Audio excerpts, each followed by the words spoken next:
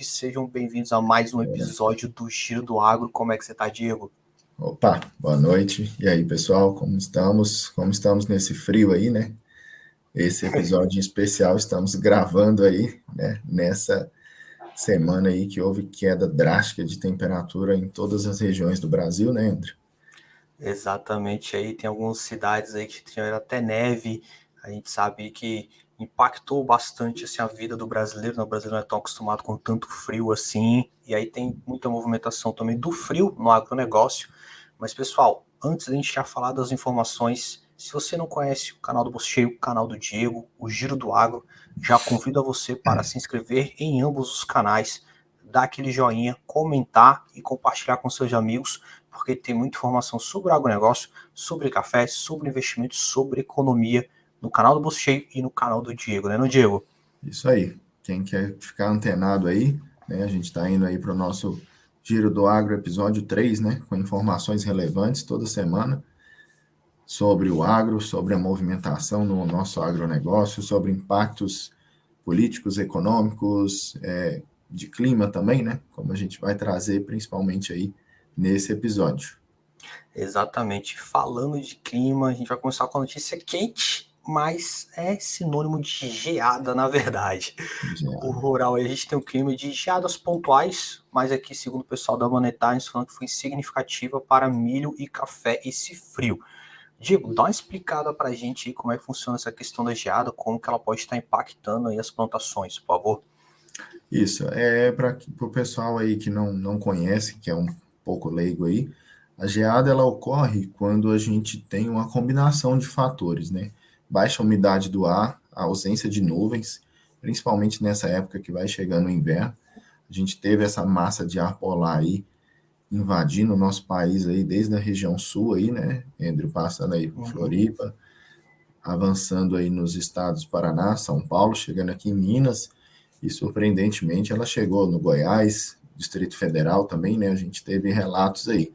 Então a geada ocorre basicamente quando essa baixa umidade do ar, a não formação de nuvens, né, a pouca presença de nuvens, e juntamente com essa drástica queda de temperatura. Então, a gente tem uma amplitude térmica muito grande, né? Durante o dia, você tem temperaturas aí, né? Agora, iniciando o inverno, na casa aí, próximo aos 20 graus, e ali 18 horas ela começa a cair drasticamente, ali 15, 13, e mais à noite ela chegando próximo a 0 graus, né?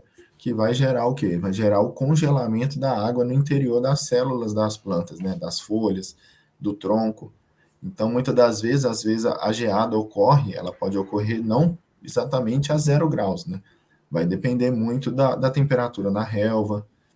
E aí a gente tem aí o café e o milho como duas culturas aí que são altamente suscetíveis à geada, né?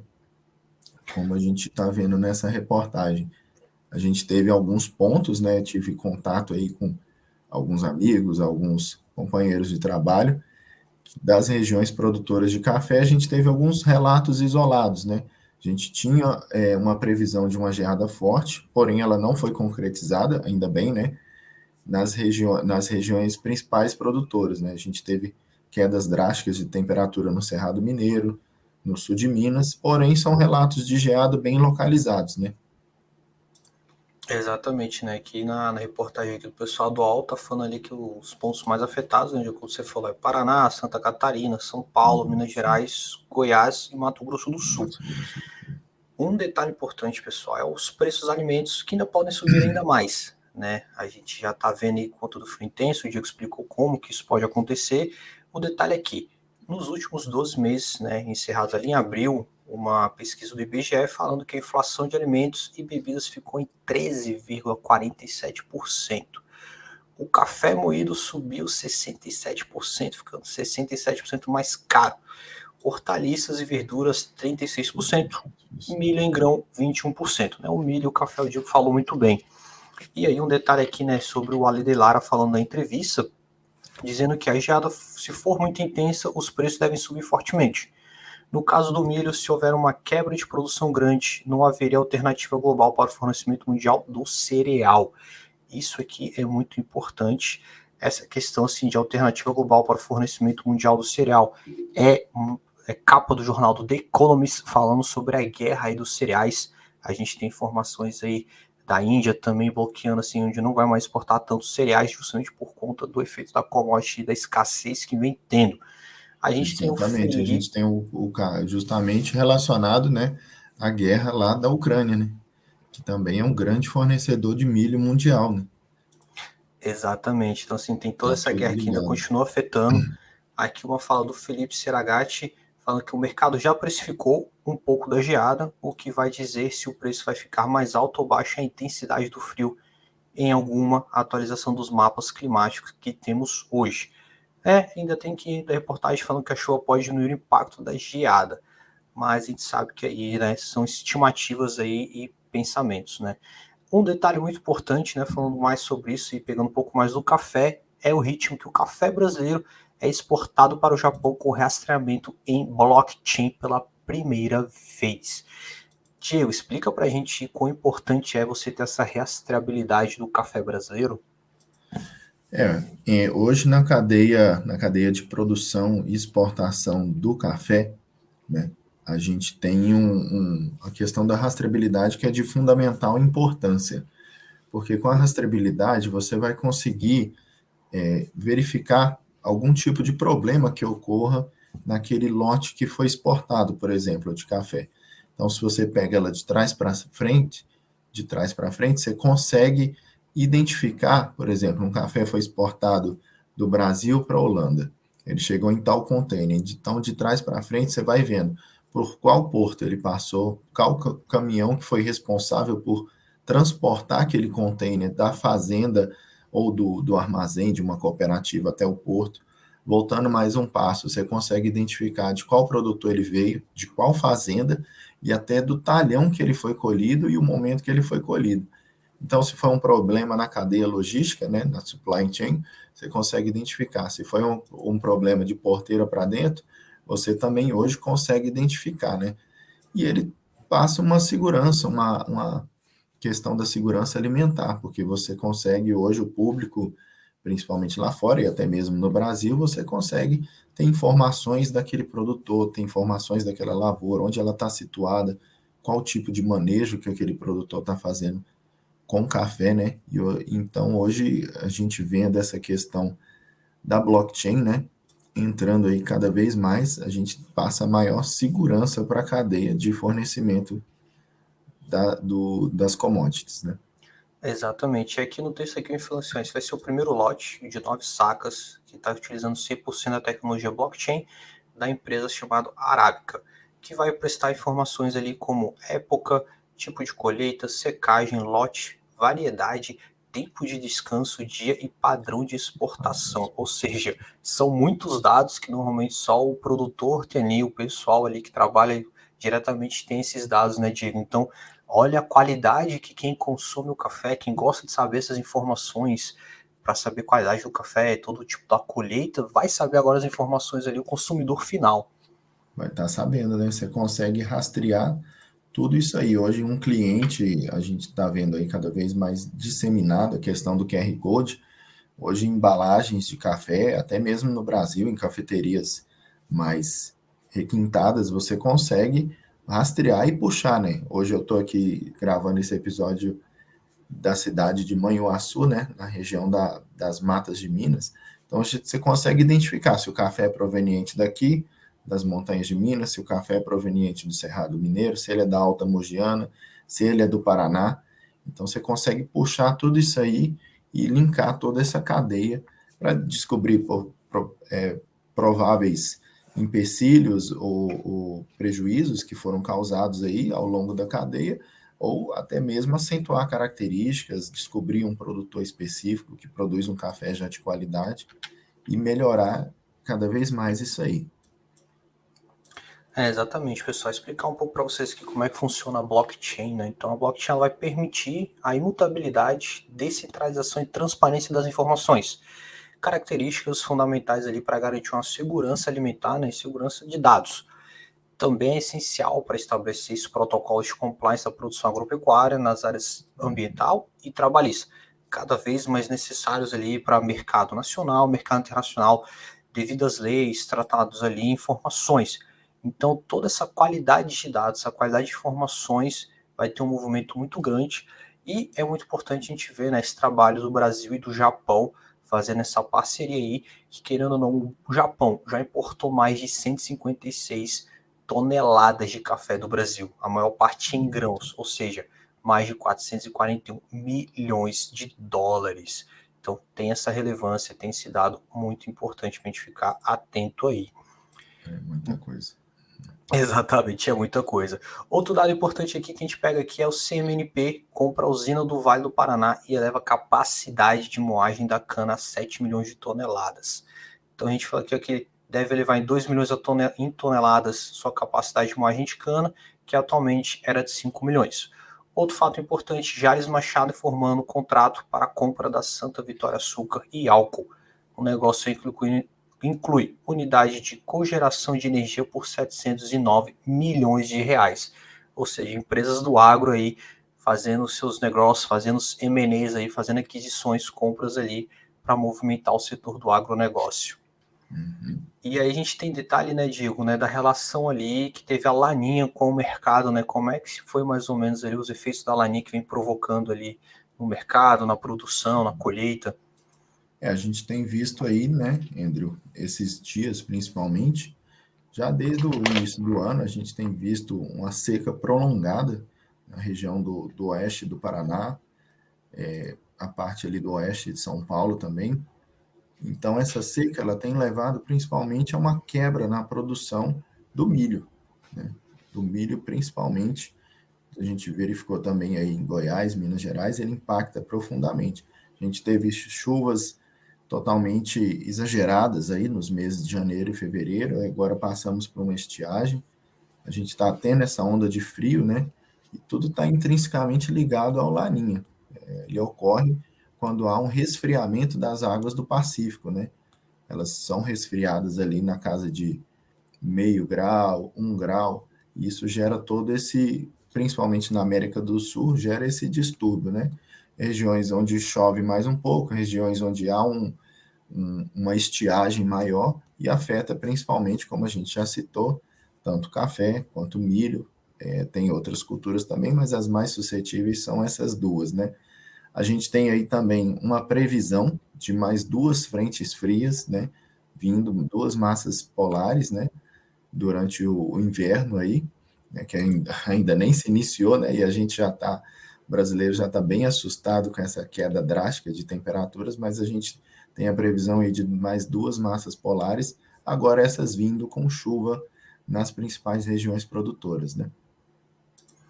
Perfeitamente. Então, assim, tem muita movimentação, o agronegócio está correndo atrás de um efeito, né, chamado Laninha. Com isso, a gente tem detalhes ali de uma prévia ali, né, de como é que vai ser o ano fiscal das empresas do agro listado em bolsa. Vamos dar uma rápida olhada aqui na research da XP, né, vem falando aqui sobre os grãos. Momentum positivo permanece na prévia do primeiro TRI de 2022, ano fiscal. Então a XP pegando aqui a parte dos grãos aqui, falando, né, o final da safra da soja do milho do verão no Brasil, ambas severamente afetadas pelo Laninha, conforme o Diego já explicou como é que é esse efeito, e pela seca no sul, e o plantio do milho no inverno que já está em andamento. Aí tem a previsão da soja, que é de cerca de 122 milhões de toneladas de produção, o milho afetando negativamente a sua produtividade, com uma estimativa de mais baixa para a safra do inverno. E aí fala aqui do custo de insumos sendo o principal problema, escassez de fertilizantes, muito por conta da guerra Rússia e Ucrânia, perspectiva de ofertas não sejam tão sombrias assim, então há uma luz no fim do túnel. Né? E a recente proibição da Indonésia às exportações de óleo de palma pode ter efeitos mais duradouros no mercado. Eu também falei da Índia também, né? Dando bloqueio às exportações ali de cereais. E Nós falando um temos. pouco em fertilizantes também, André, a gente teve a notícia essa semana que devido às recentes chegadas, né, as recentes vindas desses fertilizantes que vieram da Rússia, da Ucrânia, a gente houve uma diminuição considerável nos preços de ureia e de MAP, né, que são os principais insumos aí, ureia, potássio, MAP, no mercado devido à chegada, né. desses fertilizantes nos portos nacionais. Então, é uma notícia aí Exatamente. que gera, apesar do preço de fertilizante, né, do custo ser o maior na produção agrícola hoje, a gente tem essa notícia aí para aliviar um pouco aí para o produtor. Exatamente. Dá uma aliviada ali nos preços, alivia para o produtor e vai gerando cadeia, quiçá, aliviar um pouco os preços para nossos consumidores finais. Aí a gente tem a continua questão dos insumos, né? Aumento dos preços de commodities, tendo permitido que as margens mostrassem alguma recuperação e também poderiam ter alguns efeitos positivos duradouros. Então aqui a XP fala um pouco aqui da AGXY3, fala que a tendência dela de adoção de tecnologia, fusões, aquisições A concluídas, AgroGalaxy, né? exatamente, concluídas ali em 2021, sejam positivas tanto para o faturamento quanto para as margens da empresa. A Agro3, né, a Brasil Agro, tendo o desenvolvimento do banco de terras ali com maiores produtividades, será traduzido em maior faturamento. E as margens irão acomodar devido aos custos mais altos de insumos, né, conforme o Diego já falou para a gente. E a boa soja ali, né, a boa safra, que é a soja 3, né, sólido aumento no faturamento devido ao processo de adoção de tecnologias mencionadas, além de maior capacidade adicionada. Aí temos aqui a prévia dos resultados da Brasil Agro 3, falando que a XP projeta que a receita líquida da Agro3 cresça 103% ano a ano, comparando ano a ano, um crescimento muito expressivo. Temos aqui dados da AgroGalaxy 3, AgroGalaxy AGXY3, né, falando do faturamento de 2,9 bilhões no primeiro TRI de 2022, aumento relevante de 149% ano a ano. Então, se você antes não olhava para o setor agro, esses dois resultados de prévia de 109% e 149% já mostra que São tem bem atrativos, né? oportunidades. São bem atrativos. E aí, se você está pensando assim, Andrew, como que eu vou aprender sobre esse investimento? Onde é que eu vejo isso? Onde é que eu estudo isso? Está em dúvida? Quer entender mais antes de começar já investindo? Link na descrição aqui para falar com os nossos assessores, para eles explicarem como é que são o agronegócio, como é que são as empresas de agro na nossa bolsa, commodities para te ajudar para entender o teu perfil de investidor e entender se vale esse risco para sua carteira para poder estar te ajudando aí. Dando sequência, lembrando que o link vai estar na descrição aqui também para você pegar esse estudo e as reportagens, para você ler tudo na íntegra. Falando aqui da boa safra, soja 3, né? Primeiro trimestre é praticamente irrelevante para os resultados da boa safra, pois a maior parte da sua receita é contabilizada para o segundo semestre. Então, segundo a XP, a expectativa, na verdade, para o segundo semestre de 2022 e não esse primeiro. Eles projetam uma receita líquida de 21 milhões, um aumento aí de 56% ano a ano, e esperam aí um EBITDA que chegue a 4 milhões no primeiro TRI de 2022. E vale ressaltar que ela também está muito ligada ao mercado do milho, né? Então, essas previsões aí vão estar sendo mais concretizadas depois da nossa safrinha do milho aí, né? Exatamente, né? Como a XP falou, e o Diego já complementou mostrando aí que os dados aí são justamente voltados para a safrinha e depois uma safra completa do milho. E pegando o gancho ali da boa safra, a gente vai falar sobre o plano safra para vocês no próximo episódio do Giro do Agro, trazendo mais informações como é que esse plano vai funcionar, todos os detalhes dele, então a gente vai fazer um bom estudo sobre ele e o episódio vai ser voltado justamente para o plano safra, né, para a gente entender como ele funciona, como ele vai trabalhar direto nas commodities, com os agricultores, como todo vai ser a questão de lei, movimentação, né, Diego? Isso, a gente já pode adiantar para o pessoal aí, né, que o Plano Safra é o principal plano do governo, ele é lançado anualmente, né? Ele entra em vigor aí no dia 1º de julho. Está tendo algumas discussões, né, algumas questões relacionadas ao custeio, à parte de financiamento do governo, mas ele é um plano de suma importância e ele vale um episódio inteiro, né, André? A gente vai estar preparando esse episódio aí para estar explicando, pegando os detalhes dele, porque ele é o principal plano de custeio da agricultura no Brasil hoje em dia. Exatamente. Então, se você quer saber muito mais sobre o plano safra, como ele funciona, como é que vai ser, já a adoção dele já para este ano, curte esse vídeo, se inscreve no nosso canal do Bolso Cheio, se inscreve no canal do Diego, aqui do outro lado aqui, então, o Também canalzão do Diego, se inscreve lá, acompanha a gente compartilha, nas... né? Exatamente, compartilha com seus amigos, Não guarde informação só para você, compartilhe ela, que ela é muito bem-vinda, informação gratuita de qualidade. Os links das reportagens vão estar abaixo para você falar com o assessor para entender melhor investimentos, ver se cabe no teu perfil de risco ali. Essas empresas, converse com o assessor, eles vão estar prontos para te ajudar e os nossos assessores estão aqui à disposição para vocês. Então, Diego, muito obrigado aí por esse mais um episódio, Giro 3 aí do Agro, episódio 3 do Giro do Agro. Tamo junto aí, até o próximo Valeu, episódio. pessoal. Um forte abraço para todos.